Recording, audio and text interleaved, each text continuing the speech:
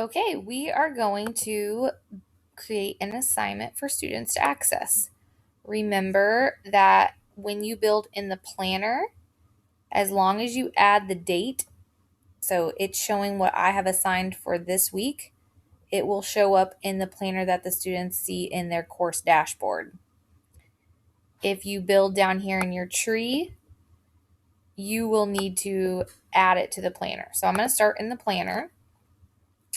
And you can see that I've already started with pages. And if you're this far in the tutorials, you will already have a page unit started. So my plan, I'm going to add an activity. I'm going to create an assignment. Click this assignment key. And let's say you're going to create an assignment for the dragon problem, which is a shared passage for fourth grade, and it's about making predictions and sequencing events. Or that's for the talent show. Anyway, whatever your skill is. Let's say you're going to add an assignment for that specific skill. This is where you would insert audio recording for if you have written directions here, you can record yourself reading them. You can add an image of the book that they're supposed to be reading from, or a picture of a graphic organizer that they're supposed to be working on that you've made a copy of for them so they know what it looks like. In addition to getting the directions, you're just going to be inserting that for the assignment. So please complete the graphic organizer making and revising predictions as you read the dragon problem, or a leveled reader, because a leveled reader is going to match this skill, or the anthology. You could link the anthology, the longer story, for this assignment and have students do that part. And I think that for this unit in fourth grade, that would be the Princess and the Pizza or the Princess and the Pea, one of those. But you'll have your resource in front of you to title this. If you want to make a deadline, those are always nice. You can say by the end of the week. Can they submit after the deadline? Of course they can. Mandatory, yes, you want all your students to submit. And is it active? Yes. If you want it to be a PDF or a file that they can type in, this is where you would add that file.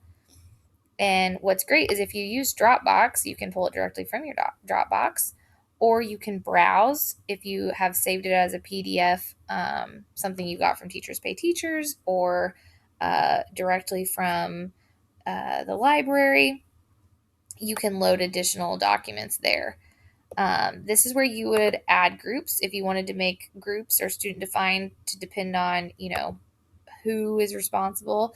But individual hand-ins are still possible, even if you do use groups.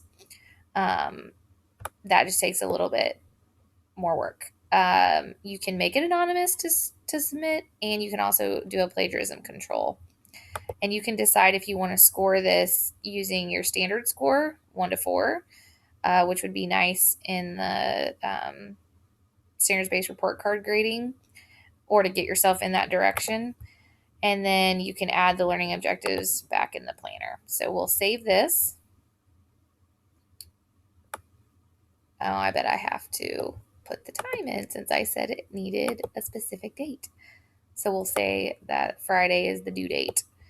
And that also keeps it manageable for you so that when you see who submitted, you can kind of easily track those students and say, hey, these people are still missing that assignment. So here, if you click on the dragon problem, it looks like this. It tells you, please complete the graphic organizer. They can submit an answer directly here.